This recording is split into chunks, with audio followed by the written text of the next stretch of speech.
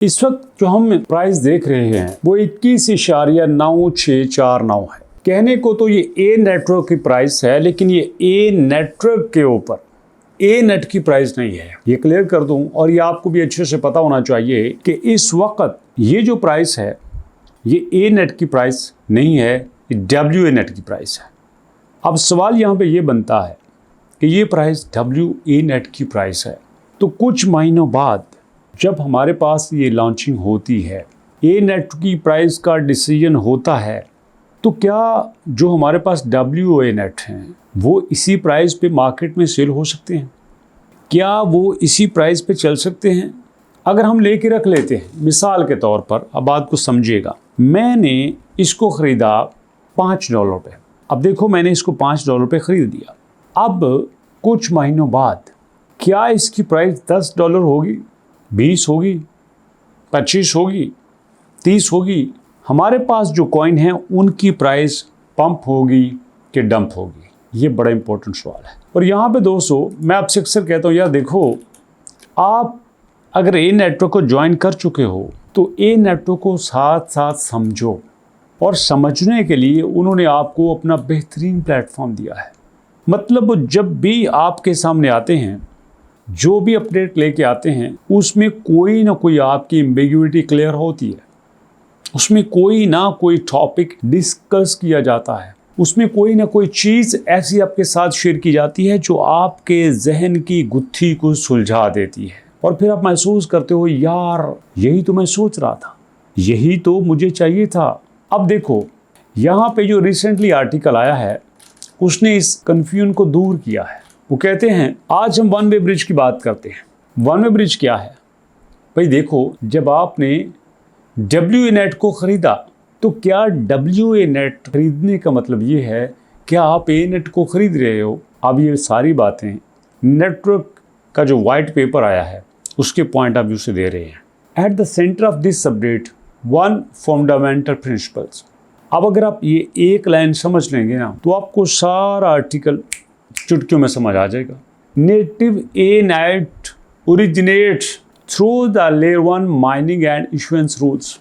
हमारे पास जो a network आता है, जो बुनियादी हमारे पास है, वो लेयर 1 से आता है, वो प्रॉपर हमारे रूल से आता है। Not bye purchasing W A net on the external market. तो इस तरह से आप ये नहीं कह सकते कि हम डब्ल्यू ए नेट को देकर ए नेट को ले सकते हैं, क्योंकि डब्ल्यू ए नेट जो है वो एक्सटर्नल मार्केट से आ रहा है, ए नेट जो है वो लेयर 1 से आ रहा है। This principle is not defined as protocol invariant. अब यहाँ पे देखो हमारा नेटिव ए नेट क्या है। Native A net is a coin of a network लेवरम blockchain. Maximum native supplies 21 million. Okay, native A net enter the network according to A network mining actuations, emissions and halving rules. तो ये सारे rules को सामने रखते हुए आपको यहाँ पे दिखाया जाता है, दिया जाता है। Purchasing an assets on external blockchains cannot create additional native A net। भाई देखो, अगर आप यहाँ पे जितने भी डब्ल्यू ए नेट ले लेते हो, लेकिन ये याद रखिएगा आपके जितने भी डब्ल्यू ए नेट हैं वो ए नेट की सप्लाई को नहीं बढ़ा सकते, सप्लाई उसकी इतनी रहेगी।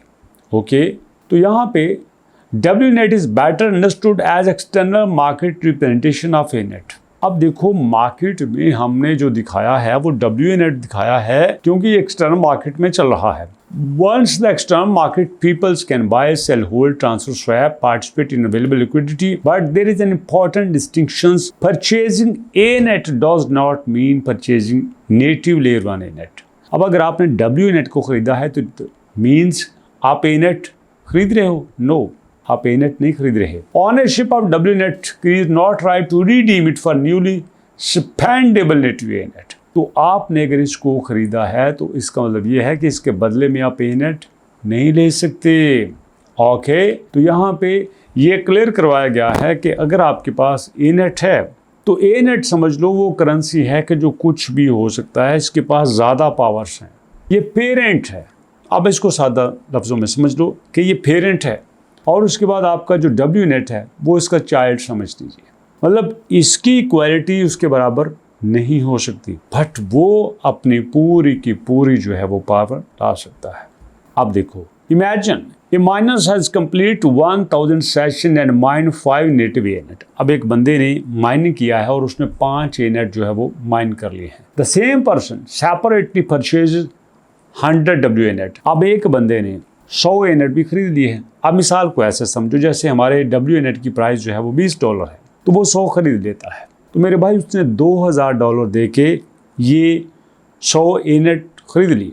$2000 दे के उसने 100 WNet खरीद लिया। अब टोटल उसके पास हो गए 5। Subject to the required eligibility and vesting rules the miners may bridge 5 एनेट 5 WNet। हमारे पास जो 5 एनेट हैं उनसे 5 WNet आ सकते हैं, बट अब उसके पास कितने हो गए? 5 मिला के 105 WNet हो गए। But the purchase WNet can not be converted into 100 newly spendable native ANet. लेकिन जो आपने परचेज किए हैं वो आपके एनेट नहीं हो सकते। अब इसको इस तरह से समझ लें कि जो आपने माइन किए हुए हैं उनकी वैल्यू और है, जो खरीदे हुए हैं उनकी वैल्यू और है। इसको आप डुअल वैल्यू का फार्मूला भी कह सकते हैं। Even completing 1000 session does not change this. The layer 1000 session required determines eligibility related to mined layer 1 coin. It does not create redemption right for purchased WNet. Okay, तो ये एक सादा सी मिसाल आपको समझा देगी कि आपके खरीदे हुए माइन किए हुए के बराबर नहीं हो सकते। हाँ, माइन किए हुए के पास पावर है, एनेट से जो है वो WNet बनाए जा सकते हैं, लेकिन WNet से एनेट नहीं बनाए जा सकते। इसलिए आपको माइनिंग करना ही पड़ेगी। आई थिंक आप समझ चुके होंगे। तो अभी तक के लिए इतना ही। मुलाकात करते हैं नेक्स्ट वीडियो में। तब तक के लिए अल्लाह की अमान।